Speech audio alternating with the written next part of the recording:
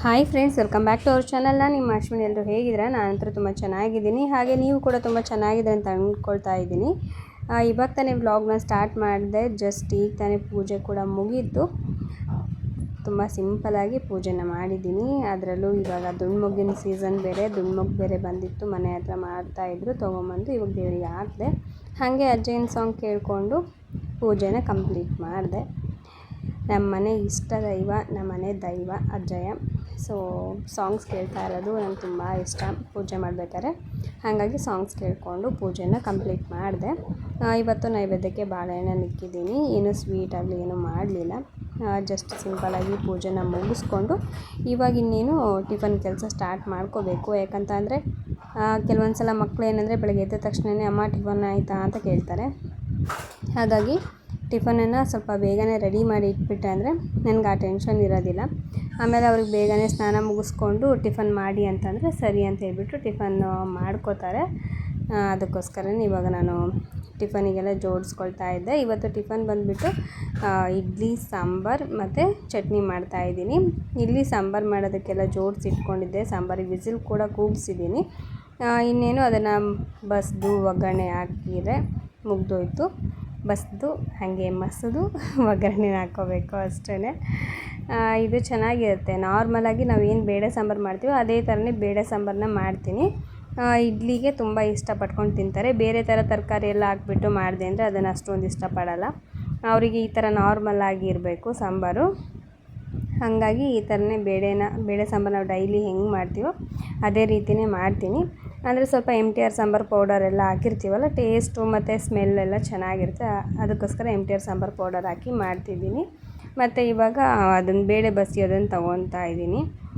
ಬೇಳೆ ಸಾಂಬಾರು ನಮ್ಮನೇಲಿ ತುಂಬ ಇಷ್ಟ. ನೀವು ಯಾವ ಸಾಂಬಾರು ಮಾಡಿದ್ರೂ ಕೂಡ ಅಷ್ಟೊಂದು ಇಷ್ಟಪಟ್ಕೊಂಡು ತಿನ್ನಲ್ಲ. ಬೇಳೆ ಸಾಂಬಾರು ಒಂದು ಇದ್ಬಿಟ್ಟೆ ಅಂದರೆ ಮುಗ್ದೋಯ್ತು, ಇನ್ಯಾವುದೂ ಕೇಳಲ್ಲ. ಬೇಳೆ ಸಾಂಬಾರು ಅನ್ನೋದು ಅಷ್ಟೊಂದು ಫೇವ್ರೇಟ್ ನಮ್ಮ ಮನೇಲಿ. ಬೇಳೆ ಸಾಂಬಾರು, ಒಂದು ಬಜ್ಜಿ ಸಾಂಬಾರು ಇವೆರಡು ಮಾತ್ರ ಇರಲೇಬೇಕು. ಮಕ್ಕಳು ಏನು ಕೇಳ್ತಾರೆ ಅದನ್ನೇ ಮಾಡಬೇಕು. ಇವಾಗ ನಮಗೇನು ಇಷ್ಟ ಅದನ್ನು ಮಾಡಿದ್ವಿ ಅಂದರೆ ನಾವು ತಿನ್ನಬೇಕಾಗುತ್ತೆ, ಅವರು ತಿನ್ನಲ್ಲ, ಅದು ಒಂದು. ಮತ್ತು ಅವ್ರಿಗೇನು ಇಷ್ಟ ಅದನ್ನು ಮಾಡಿದ್ವಿ ಅಂದರೆ ನಮಗೆ ಅದು ಒಂದೊಂದು ಸಲ ತಿನ್ನಬೇಕಂತ ಅನಿಸೋದೇ ಇಲ್ಲ. ನಾವೇನೋ ಸ್ವಲ್ಪ ಅಡ್ಜಸ್ಟ್ ಮಾಡಿಕೊಂಡು ಬೇರೆ ಏನಾದರೂ ಹಾಕ್ಕೊಂಡು ಊಟ ಮಾಡ್ತೀವಿ. ಅಂದರೆ ಮನೇಲಿ ಖಾರದ ಪುಡಿ ಇದ್ರೂ ಖಾರದ ಪುಡಿ ಹಾಕ್ಕೊಂಡು ಅದು ಮೇಲ್ಗಡೆ ಸ್ವಲ್ಪ ಎಣ್ಣೆ ಹಾಕ್ಕೊಂಡು ಊಟ ಮಾಡ್ತೀವಿ. ಇಲ್ಲ ಅಂತಂದರೆ ಉಪ್ಪಿನಕಾಯಿ ಇದ್ದರೆ ಉಪ್ಪಿನಕಾಯಿ ಅನ್ನ ಮಿಕ್ಸ್ ಮಾಡ್ಕೊಂಡು ಊಟ ಮಾಡ್ತೀವಿ. ಆದರೆ ಮಕ್ಕಳು ಹಂಗಲ್ಲ, ಅವ್ರಿಗೇನು ಬೇಕೋ ಅದೇ ಬೇಕು, ಮತ್ತು ಅವ್ರಿಗೇನು ಬೇಡ ಅದು ಬೇಡವೇ ಬೇಡ, ಆ ಥರ ಮಾಡ್ತಿರ್ತಾರೆ. ಹಾಗಾಗಿ ಅವ್ರಿಗೇನು ಬೇಕೋ ಅದನ್ನು ಮಾತ್ರ ಮಾಡಿ ಸುಮ್ಮ ಕೈ ಬಿಟ್ಬಿಡ್ತೀನಿ. ಇವಾಗ ಸ್ವಲ್ಪ ಹುಣಸೆ ಹಣ್ಣನ್ನು ತೊಗೊತಾ ಇದ್ದೆ ಒಗ್ಗರಣೆಗೆ ಹಾಕೋದಕ್ಕೆ. ಮತ್ತು ಇದು ಸ್ವಲ್ಪ ರಾಗಿ ಹಿಟ್ಟಿತ್ತು, ಕಾಲಿಗೆ ಆಗ್ತಾ ಬಂದಿದೆ, ಅದನ್ನು ಕೂಡ ತರಿಸ್ಬೇಕು. ಹಾಗೆ ಹುಣಸೆ ಹಣ್ಣನ್ನು ಈ ಬಾಕ್ಸಲ್ಲಿ ಹಾಕಿ ಸ್ಟೋರ್ ಮಾಡಿ ಇಟ್ಕೋತೀವಿ. ಮತ್ತು ಏನಂದರೆ ಹುಳ ಆಡಬಾರ್ದು ಅಂತಂದರೆ ಸ್ವಲ್ಪ ಕಲ್ಲುಪ್ಪು ಇರುತ್ತಲ್ವ, ಕಲ್ಲುಪ್ಪು ಹಾಕಿ ನಾವು ಹುಣಸೆಹಣ್ಣನ್ನು ಇಟ್ಬಿಟ್ವಿ ಅಂದರೆ ವರ್ಷದವರೆಗೂ ನಿಮಗೆ ಏನು ಹುಳ ಆಗೋಲ್ಲ. ಮತ್ತು ಮೇನ್ ಏನಂದರೆ ನಾವು ಹುಣಸೆಹಣ್ಣನ್ನು ಅದು ಇಡಬೇಕಾದ್ರೆ ಅದರಲ್ಲಿ ಬೀಜ ಇದೆಯೋ ಇಲ್ಲೋ ಅಂತ ನೋಡಿ ಇಟ್ಕೋಬೇಕು. ಯಾಕಂದರೆ ಬೀಜ ಇತ್ತು ಅಂದರೆ ಬೇಗನೆ ಹುಳ ಆಗುತ್ತೆ ಮತ್ತು ಹುಣಸೆಹಣ್ಣೆಲ್ಲ ಕೆಟ್ಟೋಗುತ್ತೆ. ಹಾಗಾಗಿ ಒಂದು ಸಲ ಚೆಕ್ ಮಾಡಿಕೊಂಡು ಬೀಜ ಇಲ್ಲ ಅಂದರೆ ಇಟ್ಕೋಬೇಕು. ಇಲ್ಲ ಅಂತಂದರೆ ಅದನ್ನು ಬೀಜನ ತೆಗೆದ್ಬಿಟ್ಟು ಸ್ಟೋರ್ ಮಾಡಿ ಇಟ್ಕೋಬೇಕು. ಹಂಗಿದ್ರೆ ತುಂಬ ದಿನ ಬಾಳಿಕೆ ಬರುತ್ತೆ. ನಾವು ಏನು ನೋಡ್ದೇನೆ ಇವಾಗ ಅಂಗಡಿಯಿಂದ ತೊಗೊಂಬಂದ ತಕ್ಷಣ ಹಾಗೆ ಸ್ಟೋರ್ ಮಾಡಿ ಇಡೋದಕ್ಕೆ ಹೋಗ್ಬಿಡ್ತೀವಿ ಕೆಲವೊಂದು ಸಲ.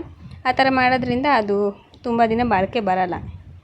ಒಂದು ಸಲ ಚೆಕ್ ಮಾಡಿ ಇಟ್ಟರೆ ನಮಗೆ ಒಂದು ಸ್ವಲ್ಪ ದಿನ ಏನಾದರೂ ಎಕ್ಸ್ಟ್ರಾ ಬರುತ್ತೆ. ಅದಕ್ಕೋಸ್ಕರ ಹಾಗೆ ಇವಾಗ ಸ್ವಲ್ಪ ಹುಣಸೆಹಣ್ಣನ್ನು ತೊಗೊಂಡಿದ್ದೀನಿ. ಒಂದು ಸ್ವಲ್ಪ ಹುಣಸೆಹಣ್ಣು ಚಟ್ನಿ ಮಾಡೋದಕ್ಕೆ, ಇನ್ನು ಸ್ವಲ್ಪ ಮತ್ತು ಒಗ್ಗರಣೆಗೆ ಹಾಕೋದಕ್ಕೆ, ಒಗ್ಗರಣೆಗೆಲ್ಲ ಸಾಂಬಾರಿಗೆ ಹಾಕೋದಕ್ಕೆ ತೊಗೊಂಡಿದ್ದೀನಿ. ನಿಂಬೆಹಣ್ಣಿನ ಗಾತ್ರ ಬರುತ್ತಲ್ವ ಚಿಕ್ಕ ಸೈಜಲ್ಲಿ, ಆ ಸೈಜಲ್ಲಿ ತೊಗೊಂಡಿದ್ದೀನಿ ಹುಣಸೆಹಣ್ಣನ್ನು.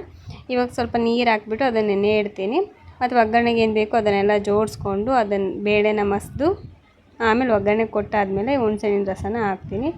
ಚೆನ್ನಾಗಿರುತ್ತೆ. ಒಂದು ಸ್ವಲ್ಪ ಹುಣಸೆಹಣ್ಣಿನ ರಸ ಹಾಕಿದ್ವಿ ಅಂದರೆ ಸ್ವಲ್ಪ ಹುಳಿ ಹುಳಿಯಾಗಿ ಖಾರ ಎಲ್ಲ ಮಿಕ್ಸ್ ಇರೋದ್ರಿಂದ ಇಡ್ಲಿಗೆ ಸೂಪರ್ ಕಾಂಬಿನೇಷನ್ನು. ಆಲ್ರೆಡಿ ಮಕ್ಕಳು ಏನಂದರೆ ಇಡ್ಲಿ ಮಾಡ್ತಿದ್ದೀನಿ ಅಂತ ಗೊತ್ತಾದರೆ ಸಾಕು ಫಸ್ಟ್ ಬೇಗ ಮಾಡಿಕೊಡು ಅಂತ ಕೇಳ್ತಾರೆ. ಹಾಗಾಗಿ ಸ್ವಲ್ಪ ಬೇಗನೆ ಎದ್ದು ಒಂದು ಕಡೆ ಪೂಜೆ ಮಾಡ್ಕೊಳ್ತಾನೆ ಸಾಂಬಾರಿಗೆಲ್ಲ ಜೋಡಿಸಿ ಇಟ್ಟಿದ್ದೆ. ನಾನು ಪೂಜೆ ಮುಗಿಯೋಷ್ಟರಲ್ಲಿ ಸಾಂಬಾರು ಕೂಡ ರೆಡಿ ಆಯಿತು. ಬೇಳೆ ಎಲ್ಲ ಬೆಂದೋಯ್ತು. ಆಮೇಲೆ ಇವಾಗ ಪೂಜೆ ಎಲ್ಲ ಮುಗಿಸ್ಕೊಂಡು ಸಾಂಬಾರೆಲ್ಲ ಮಾಡಿದ್ದೀನಿ. ಇವಾಗ ಅದು ಚೆನ್ನಾಗಿ ಕುದಿಸ್ಬೇಕು. ಕುದ್ಮೇಲೆ ಟೇಸ್ಟ್ ಅಂದು ಸೂಪರಾಗಿರುತ್ತೆ. ಇದನ್ನು ಹಾಗೆ ರೈಸ್ಗೂ ಕೂಡ ಊಟ ಮಾಡ್ಬೋದು ಮತ್ತು ಇಡ್ಲಿಗೂ ಕೂಡ ಊಟ ಮಾಡ್ಬೋದು. ಇವಾಗ ಸಾಂಬಾರು ಅನ್ನೋದು ಕುದೀತಾ ಇದೆ. ಹಾಗೆ ಇನ್ನೊಂದು ಕಡೆ ಚಟ್ನಿಗೆ ಜೋಡಿಸ್ತಾ ಇದ್ದೀನಿ. ಹಸಿಮೆಣ್ಸಿನ್ಕಾಯಿನ ಹಾಗೆ ನಾನು ಅಂದರೆ ಎಣ್ಣೆ ಏನು ಹಾಕ್ದಂಗೆ ಹುರಿದು ಅದನ್ನು ಚಟ್ನಿ ಮಾಡ್ತೀನಿ, ಚೆನ್ನಾಗಿರುತ್ತೆ. ಇವಾಗ ಸ್ವಲ್ಪ ಹಸಿಮೆಣ್ಸಿನ್ಕಾಯಿ ಸ್ವಲ್ಪ ಜಾಸ್ತಿನೇ ಹಾಕ್ಕೊಳ್ತಾ ಇದ್ದೀನಿ. ಇದು ಸ್ವಲ್ಪ ಖಾರ ಕಡಿಮೆ ಇದೆ. ತುಂಬ ಖಾರ ಆಯ್ತು ಅಂದ್ರೂ ಕೂಡ ಊಟ ಮಾಡಲ್ಲ. ಮಧ್ಯಾಹ್ನದ ಟೈಮಲ್ಲಿ ತುಂಬ ಬಿಸಿಲಿರುತ್ತೆ. ಇಂಥ ಟೈಮಲ್ಲಿ ನಾವು ಸ್ವಲ್ಪ ಖಾರ ಜಾಸ್ತಿ ತಿಂದ್ವಿ ಅಂದರೆ ಹೊಟ್ಟೆ ನೋವೆಲ್ಲ ಸ್ಟಾರ್ಟ್ ಆಗುತ್ತಲ್ಲ. ಕೆಲವೊಂದು ಮನೆಗಳಲ್ಲಿ ಖಾರ ಜಾಸ್ತಿ ತಿಂತಾರೆ, ಬಿಸಿಲು ಇದ್ದರೂ ಇಲ್ಲದೇ ಇದ್ರೂ. ನಮ್ಮ ಮನೇಲಿ ಯಾವಾಗಲೂ ಸ್ವಲ್ಪ ಖಾರ ಕಡಿಮೆನೇ. ಕೆಲವೊಂದು ಐಟಮ್ಸಿಗೆ ಮಾತ್ರ ನಾನು ಬೇಕು ಅಂತಲೇ ಸ್ವಲ್ಪ ಖಾರ ಜಾಸ್ತಿ ಹಾಕ್ತೀನಿ, ಯಾಕಂದರೆ ಅದು ಟೇಸ್ಟ್ ಚೆನ್ನಾಗಿರುತ್ತೆ ಖಾರ ಇದ್ದರೆ ಮಾತ್ರ. ಅದಕ್ಕೋಸ್ಕರ ಆ ಟೈಮಲ್ಲಿ ಮಾತ್ರ ಸ್ವಲ್ಪ ಜಾಸ್ತಿ ಹಾಕ್ತೀನಿ. ಇನ್ನು ಈ ಒಂದು ಸಮ್ಮರ್ ಸೀಸನಲ್ಲಿ ಮಾತ್ರ ಖಾರ ನಾನೇ ಕಡಿಮೆ ಹಾಕ್ತೀನಿ.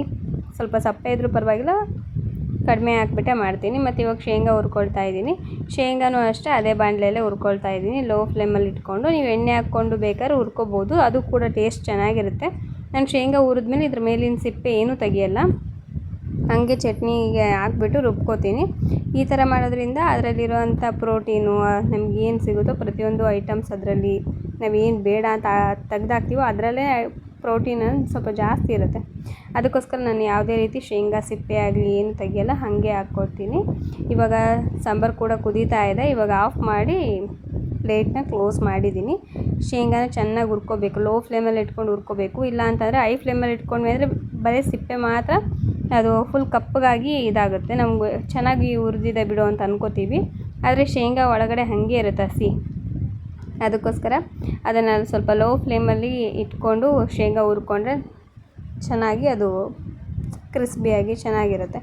ಇವಾಗ ಇದನ್ನೆಲ್ಲ ಹುರ್ಕೊಂಡು ಚಟ್ನಿ ಮಾಡ್ಕೋಬೇಕು. ಚಟ್ನಿಗೆ ಸ್ವಲ್ಪ ನಾವು ರುಬ್ಕೋಬೇಕಾದ್ರೆ ಸ್ವಲ್ಪ ಹಸಿ ಶುಂಠಿ ಹಾಕಬೇಕು. 1 ಇಂಚಷ್ಟು ಹಸಿ ಶುಂಠಿ ಹಾಕಿದರೆ ಟೇಸ್ಟು ಚೆನ್ನಾಗಿರುತ್ತೆ, ಮತ್ತು ಡೈಜೆಷನ್ಗೂ ಕೂಡ ತುಂಬ ಒಳ್ಳೆಯದು. ಮತ್ತು ಇವಾಗ ಸ್ವಲ್ಪ ಮಕ್ಕಳಿಗೆಲ್ಲ ಕಫ ಆಗ್ತಾ ಇರುತ್ತಲ್ವ, ಅಂಥ ಮಕ್ಕಳಿಗೆ ನೀವು ನೀರು ಇರುತ್ತಲ್ವ, ಕುಡಿಯೋ ನೀರು, ಆ ಒಂದು ಪಾತ್ರೆಯಲ್ಲಿ ಕುಡಿಯೋ ನೀರು ತೆಗೆದು ಅದಕ್ಕೊಂಚೂರು ಒಂದು ಅರ್ಧ ಇಂಚು ಇಲ್ಲಾಂದರೆ 1 ಇಂಚಷ್ಟು ಶುಂಠಿನ ಜಜ್ಜಿ ಹಾಕಿ ನೀರನ್ನ ಚೆನ್ನಾಗಿ ಕುದಿಸಿ, ಆ ನೀರನ್ನು ಬಿಸಿನೀರು ಇರುತ್ತಲ್ವ, ಸ್ವಲ್ಪ ಬಿಸಿನೀರು ಕುಡಿಸೋದು ರೂಢಿ ಇರುತ್ತೆ ಕಫ ಇದೆ ಅಂದರೆ, ಆ ನೀರನ್ನೇ ನೀವು ಕುಡಿಸ್ಕೊಳ್ತಾ ಬನ್ನಿ. ಮಕ್ಕಳಿಗೆ ಏನು ಕಫ ಇದೆಯೋ ಅದೆಲ್ಲ ಕೂಡ ಲೂಸ್ ಮೋಷನಲ್ಲಿ ಇಲ್ಲಾಂದರೆ ವಾಮಿಟಿಂಗ್ ಆಗಿ ಹೋಗುತ್ತೆ, ಆಯಿತಾ. ಇದು ನನಗೆ ಡಾಕ್ಟರ್ ಹೇಳಿದ ಟಿಪ್ಪು. ಯಾಕಂದರೆ ಕಫ ಇದೆ ಅಂತ ಹೇಳ್ಬಿಟ್ಟು ಸುಮ್ಮನೆ ಹಾಸ್ಪಿಟಲ್ಗೆಲ್ಲ ಕರ್ಕೊಂಡೋಗಿ ತೋರಿಸ್ತಾನೆ ಇರ್ತೀವಿ. ಎಷ್ಟು ತೋರಿಸಿದ್ರು ಕೂಡ ಆ ಟೈಮಿಗೆ ಹುಷಾರಾಗುತ್ತೆ, ಮತ್ತೆ ಹಾಗೆ ಆಗುತ್ತೆ. ಹಾಗಾಗಿ ಆ ಥರ ಮಾಡಿ ಸ್ವಲ್ಪ ಕಂಟ್ರೋಲಲ್ಲಿರುತ್ತೆ, ಆಯಿತಾ. ಈಗ ನಾನು ಇಡ್ಲಿ ಮಾಡಿದ್ದೆ, ಬಿಸಿ ಬಿಸಿಯಾಗಿ ಇಡ್ಲಿ ಕೂಡ ರೆಡಿ ಇದೆ. ಇನ್ನೊಂದು ಕಡೆ ಇನ್ನೂ ಹಿಟ್ಟು ಕೂಡ ಉಳಿದಿದೆ, ಇದನ್ನು ಕೂಡ ಇಡ್ಲಿ ಮಾಡಬೇಕು. ಹಾಗೆ ಚಟ್ನಿ ಕೂಡ ರೆಡಿ ಇದೆ. ಇದನ್ನು ಸ್ವಲ್ಪ ನೀರು ಹಾಕ್ಬಿಟ್ಟು ಗಟ್ಟಿ ಚಟ್ನಿನ ತೆಳ್ಳನ ಚಟ್ನಿ ಮಾಡಿಕೊಡ್ಬೇಕು. ಹಾಗೆ ಸಾಂಬಾರು ಕೂಡ ರೆಡಿ ಇದೆ, ಆಯಿತಾ. ಇದೆಲ್ಲ ಮಕ್ಕಳಿಗೆ ಮತ್ತು ನಮ್ಮ ಮನೆಯವ್ರಿಗೆ ಎಲ್ರಿಗೂ ಟಿಫನ್ ಕೊಟ್ಟಾದಮೇಲೆ ನಾನೀಗ ಟಿಫನ್ ಮಾಡ್ತಾಯಿದ್ದೀನಿ. ನನಗೇನಂದರೆ ಪ್ಲೇಟಲ್ಲಿ ಈ ಥರ ಇಡ್ಲಿ ಹಾಕ್ಕೊಂಡು ಅದ್ರ ಮೇಲ್ಗಡೆ ಚಟ್ನಿ ಹಾಕ್ಕೊಂಡು ತಿನ್ನೋದು ನನಗೆ ಇಷ್ಟ. ಅದಕ್ಕೋಸ್ಕರ ಇವಾಗ ಇಡ್ಲಿ ಸಾಂಬಾರು ಚಟ್ನಿ ಹಾಕ್ಕೊಂಡು ತಿಂತಾಯಿದ್ದೀನಿ. ಮೇನ್ ಏನಂದರೆ ನಾನು ಟಿಫನ್ ಮಾಡ್ಬೇಕಾದ್ರೆ ಏನೂ ಗಡಿಬಿಡಿ ಇರಬಾರ್ದು. ಮೇನ್ ಮಕ್ಕಳಿಗೆ ಟಿಫನ್ ಕೊಟ್ಟು ಮತ್ತು ನಮ್ಮ ಮನೆಯವ್ರಿಗೆಲ್ಲ ಟಿಫನ್ ಕೊಟ್ಟೆ ಅಂದರೆ ನಾನು ಸ್ವಲ್ಪ ಫ್ರೀ ಆದಂಗೆ. ಆಮೇಲೆ ಸ್ವಲ್ಪ ಹೊತ್ತು 5 ನಿಮಿಷನಾದರೂ ಎಕ್ಸ್ಟ್ರಾ ಕೂತ್ಕೊಂಡು ನಿಧಾನಕ್ಕೆ ನೆಮ್ಮದಿಯಿಂದ ಟಿಫನ್ ಮಾಡ್ಬೋದು. ಇಲ್ಲ ಅಂತಂದರೆ ಗಡಿಬಿಡಿಯಲ್ಲಿ ಅವರಿಗೆ ಟಿಫನ್ ಕೊಡ್ದೇನೆ ನಾನು ಟಿಫನ್ ಮಾಡ್ಕೊಂಡು ಕೂತ್ಕೊಂಡೆ ಅಂದರೆ ಗಡಿಬಿಡಿ ಆಗಿಬಿಡುತ್ತೆ. ಅದಕ್ಕೆ ಎಲ್ಲರಿಗೂ ಟಿಫನ್ ಕೊಟ್ಟು ಲಾಸ್ಟಲ್ಲಿ ನಾನು ಕೂತ್ಕೊಂಡು ಟಿಫನ್ ಮಾಡ್ತೀನಿ. ಸ್ವಲ್ಪ ನೆಮ್ಮದಿಯಾಗಿ ಟಿಫನ್ ಮಾಡ್ಬೋದು ಅನ್ನೋ ಒಂದು ಕಾರಣಕ್ಕೆ. ನನಗೆ ಈ ಥರ ತಿನ್ನೋದು ತುಂಬ ಇಷ್ಟ ಫ್ರೆಂಡ್ಸ್, ತುಂಬ ಚೆನ್ನಾಗಿರುತ್ತೆ. ಸಾಂಬಾರು, ಚಟ್ನಿ, ಇಡ್ಲಿ ಈ ಥರ ಹಾಕ್ಕೊಂಡು ತಿನ್ನೋದು ನನಗೆ ಸಖತ್ ಇಷ್ಟ. ನನ್ನ ಮಗಳು ಇದನ್ನು ತಿನ್ಬೇಕಾದ್ರೆ ಹೇಳ್ತಾಯಿದ್ಲು, ಏನಮ್ಮ ಹಿಂಗೆ ಹಾಕ್ಕೊಂಡಿದ್ದೀಯಾ ಅಂತಂದು. ಒಬ್ಬೊಬ್ರಿಗೆ ಒಂದೊಂದು ರೀತಿ ಅಲ್ವಾ, ಸೊ ನನಗೆ ಈ ಥರ ಇಷ್ಟ. ಅದಕ್ಕೋಸ್ಕರ ನಾನು ಇದನ್ನ ಹಾಕ್ಕೊಂಡು ತಿಂತಾಯಿದ್ದೀನಿ. ಹಾಗೆ ಸ್ವಲ್ಪ ಸಂಜೆ ಆಯಿತು. ಸಂಜೆ ಆದಮೇಲೆ ಸ್ವಲ್ಪ ಶೇಂಗಾ ಪುಡಿ, ಕಡಲೆ ಪುಡಿ ಮಾಡೋಣ ಅಂತ ಅಂದ್ಬಿಟ್ಟು ಶೇಂಗಾ ಎಲ್ಲ ಹುರಿದಿಟ್ಕೊಂಡಿದ್ದೆ. ಅದನ್ನು ಸಿಪ್ಪೆನ ನೀಟಾಗಿ ಬಿಡಿಸ್ತಾ ಇದ್ದೀನಿ. ನಾವು ಶೇಂಗಾ ಪುಡಿ ಮಾಡ್ಕೋಬೇಕಾದ್ರೂ ಅಷ್ಟೇ ಫ್ರೆಂಡ್ಸ್, ಸ್ವಲ್ಪ ಲೋ ಫ್ಲೇಮಲ್ಲಿ ಇಟ್ಕೊಂಡು ಶೇಂಗಾನ ನೀಟಾಗಿ ಹುರ್ಕೋಬೇಕು. ಆವಾಗ ಶೇಂಗಾ ಚೆನ್ನಾಗಿ ಪೌಡರ್ ಬರುತ್ತೆ, ಮತ್ತು ಇನ್ನೊಂದು ತುಂಬ ದಿನ ಬಾಳಿಕೆ ಬರುತ್ತೆ, ಆಯಿತಾ. ಕೆಲವೊಂದು ಸಲ ಶೇಂಗಾ ಪುಡಿ ಇಲ್ಲಾಂದರೆ ಶೇಂಗಾ ಹೋಳ್ಗೆ ತಿಂದಮೇಲೆ ಇಲ್ಲ ಶೇಂಗಾ ತಿಂದಮೇಲೆ ನಮಗೆ ನೀರು ಕುಡಿಬೇಕಂತ ಅನಿಸುತ್ತೆ. ನೀರು ಕುಡಿದ ತಕ್ಷಣವೇ ಲೂಸ್ ಮೋಷನ್ ಸ್ಟಾರ್ಟ್ ಆಗುತ್ತೆ. ಮೇನ್ ಏನಂದರೆ ನಾವು ಶೇಂಗಾ ಪುಡಿ ಮಾಡಿದಾಗ ಶೇಂಗಾನ ನಾವು ಹೈ ಫ್ಲೇಮಲ್ಲಿ ಇಟ್ಕೊಂಡು ಹುರ್ಕೊಂಡು ಹಾಗೆ ಸಿಪ್ಪೆ ತೆಗೆದ್ಬಿಟ್ಟು ನಾವು ಏನು ಮಿಕ್ಸಿಗೆ ಹಾಕ್ಕೋತೀವೋ ಅದು ಹಸಿ ಹಾಗೆ ಇರುತ್ತೆ. ಹಾಗಾಗಿ ಹಸಿ ಶೇಂಗಾನ ಸ್ವಲ್ಪ ಜಾಸ್ತಿ ಅದು ಟೇಸ್ಟ್ ಚೆನ್ನಾಗಿದೆ ಅಂತ ತಿಂದಮೇಲೆ ನೀರು ಚೆನ್ನಾಗಿ ಕುಡಿದ್ಬಿಟ್ರೆ ಮುಗ್ದೋಯ್ತು ಕತೆ. ಅದಕ್ಕಂತಲೇ ಇವಾಗ ಲೋ ಫ್ಲೇಮಲ್ಲಿ ಇಟ್ಕೊಂಡು ಶೇಂಗಾನ ಹುರ್ಕೊಂಡಿದ್ದೀನಿ. ಟೈಮ್ ಸ್ವಲ್ಪ ಜಾಸ್ತಿ ಹಿಡಿಯುತ್ತೆ, ಹಿಡಿದ್ರೂ ಪರವಾಗಿಲ್ಲ, ಚೆನ್ನಾಗಾಗುತ್ತೆ ಮತ್ತು ಟೇಸ್ಟ್ ಕೂಡ ಹಾಗೆ ಇರುತ್ತೆ ಮತ್ತು ಚೆನ್ನಾಗಿರುತ್ತಲ್ಲ ಅನ್ನೋ ಕಾರಣಕ್ಕೆ.